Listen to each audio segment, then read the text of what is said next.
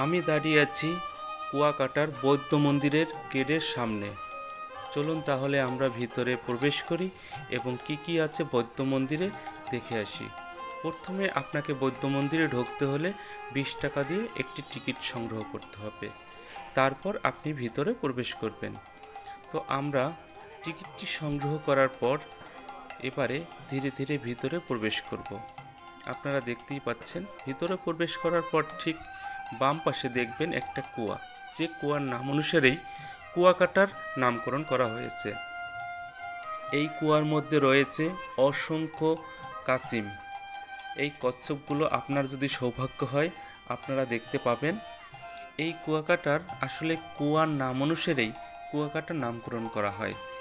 এটি একটি বিখ্যাত এবং আকর্ষণীয় কুয়া। এটি ঠিক দেখতে পাবেন বৌদ্ধ মন্দিরে ঢোকার ঠিক বাম পাশে। আমরা এবার মন্দিরের ভিতরে প্রবেশ করছি। আপনারা প্রবেশ করার আগে এই যে দেখুন সেই সুন্দর কুয়াটুকু, যে কুয়া অনুসারেই মূলত এখানকার নামকরণ করা হয়েছে কুয়াকাটা, মানে ডটার অফ সি।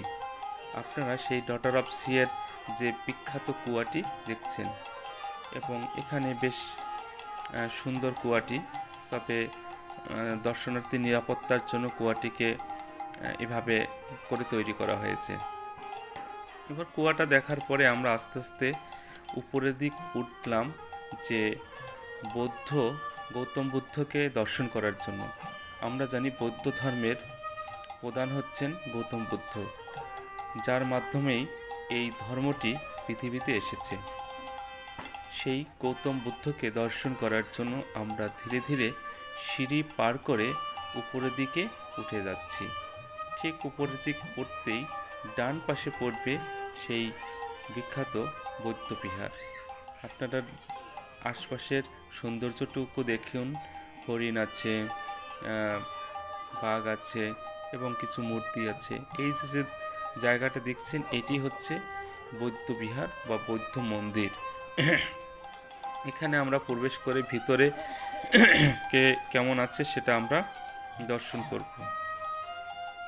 আপনারা দেখছেন সেই বৌদ্ধ বিহার। চলুন তাহলে আমরা এখন ভিতরে প্রবেশ করি এবং দেখি এই বৌদ্ধ মন্দিরে ভিতরে কি কি আছে এবং এখানকার ভক্তগণ বৌদ্ধ মন্দিরে ভিতরে প্রবেশ করে কেমনভাবে পূজা করে তাও আমরা দেখি। তবে সবচেয়ে মন্দিরের জায়গাটা হচ্ছে নীরবতা, পবিত্রতা দর্শন করে। আমরা মন্দিরের উপরের দৃশ্যটি দেখছি। অবশ্য ঢুকতে ঢুকতেই আমরা একটু চারপাশটা দেখে নিলাম। এবারে ভিতরে প্রবেশ করার পর আমাদের চোখে পড়ে কিছু ভক্তগণ সেই বৌদ্ধকে পূজা করছে। এই সুন্দর একটি পিতলের তৈরি যে বৌদ্ধ মূর্তিটি সকল দর্শনার্থীকে আকর্ষণ করে। এখানে ধর্ম বর্ণ নির্বিশেষে এই মন্দিরে অনেকেই প্রবেশ করে। সে ভক্ত পূজা করুক বা না করুক, ভক্তি করুক বা না করুক, তবে প্রবেশ করে। আপনারা দেখতে পাচ্ছেন যে বৌদ্ধ মন্দিরের ভিতরে যে বুদ্ধ দেবতা যে কি দৃশ্য বা কি লীলা করেছেন তারই একটি বহিঃপ্রকাশ এই মন্দিরের ভিতরে ঢুকটার সাথে সাথে আপনারা পেয়ে যাবেন। এবং ভালো করে দেখুন, ভিতরে নিচে কিন্তু অনেক লেখা আছে। এই লেখাগুলো পড়লে আপনি বৌদ্ধ ধর্ম সম্পর্কে বেশ কিছু তথ্য জানতে পারবেন এবং বুঝতে পারবেন। আসলে হিন্দুরা সকল ধর্মকেই শ্রদ্ধা করে। আমিও তেমনি বৌদ্ধ অবতারকেও আমি শ্রদ্ধা করছি, প্রণাম করছি। আসলে আমরা সবাইকেই সমানভাবে দেখি যে এই পৃথিবী একজন ব্যক্তি সৃষ্টি, একজন গডই সৃষ্টি করেছেন। সে আল্লাহ হোক, বৌদ্ধ হোক, যিশু হোক, ঈশ্বর হোক, ভগবান হোক। এবারে চলে যাচ্ছি আমরা ইলিশ পার্ক। যে ইলিশ পার্কও একটি সুন্দর কিছুটা সময় কাটানোর একটি জায়গা, অত্যন্ত সুন্দর। সি বিচ থেকে বেশি একটা দূরে না, 5-10 মিনিট হেঁটেই এই ইলিশ পার্কে পৌঁছানো যায়, অথবা যে কারো কাছে জিজ্ঞেস করলে ইলিশ পার্কটা দেখিয়ে দেবে। ইলিশ পার্কের সৌন্দর্য আপনারা উপভোগ করছেন। এটা একটা রিসোর্টের মতো, আপনি চাইলে এখানে থাকতেও পারেন।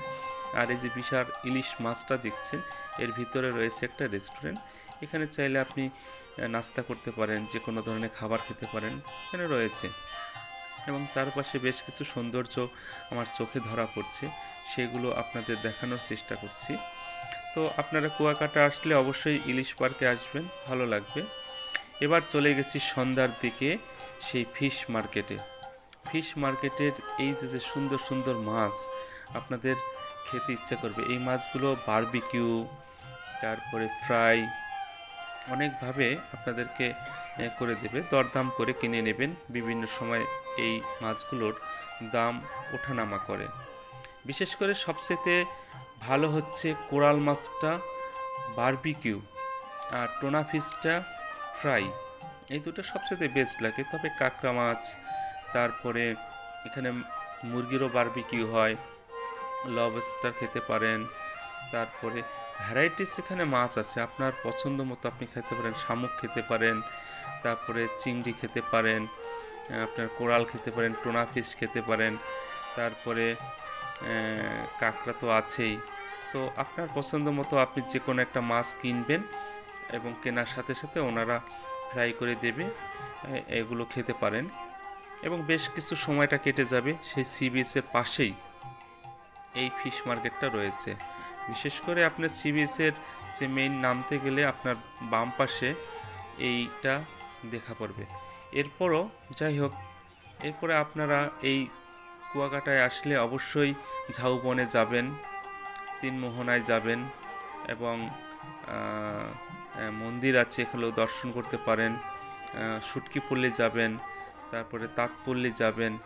এই সব জায়গা বেশ কিছু দর্শনীয় আছে, কারণ একটা জায়গায় তো আর আপনি বারবার যাবেন না। তাই সেক্ষেত্রে আপনারা এই জায়গাগুলো অবশ্যই ঘুরবেন, আপনাদের ভালো লাগবে এবং সময়টাও কেটে যাবে। আমিও একটি মাছ কিনেছিলাম বন্ধুদের সাথে মিলে, এবং সেই মাছটি ফ্রাই করে খেয়েছিলাম রুটি দিয়ে, অত্যন্ত ভালো লেগেছে। এইরকম দেখেন কাঁকড়া কত বড় বড়, দরদাম করে কিনে নেবেন। 100, 150, 200, 250, এটা এক এক সময় ওঠানামা করে। তবে কাঁকড়া মাছটা আমার কাছেও ভালো লাগে। তবে সবচেয়ে ভালো খেয়েছি হচ্ছে কোরাল মাছ বারবিকিউটা, টুনা মাছের ফ্রাইটা। তো আপনারা বেশ রুটি পাউরোটা দিয়ে এটা খেতে পারেন, বেশ রাতের নাস্তাটা হয়ে যাবে। এই মাছের সমারোহগুলো আপনাদেরকে দেখানোর চেষ্টা করছি। সবাই ভালো থাকবেন এবং কুয়াকাটায় আসবেন, ঘুরবেন, কিছুটা সময় আনন্দ উপভোগ করবেন। চাইলে আপনারা এই মাছগুলো খেতে পারেন। সবাইকে ধন্যবাদ।